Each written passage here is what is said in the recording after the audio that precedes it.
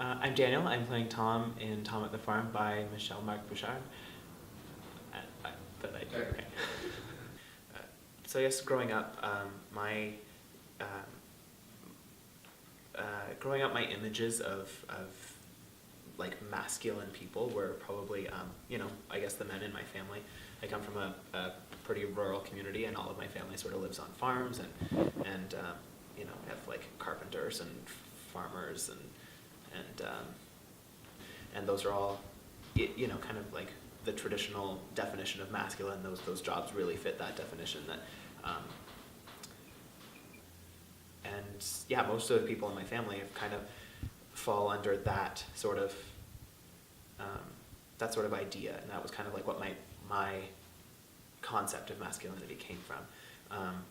I think where it's sort of an interesting twist on that idea is that just because I don't do that stuff, and I spend my time sitting at a piano and singing songs and doing all these artsy things that aren't typically considered masculine behaviors, I don't necessarily think that makes me any less masculine than anybody else in my family, or anybody else that follows those traditional masculine behaviors. I think like in the LGBT community, it's I don't want to say more of like a broad interpretation of what masculinity is, but it's not necessarily like the steadfast, structured, traditional thought that you have to be strong and stone-faced and not emotional, and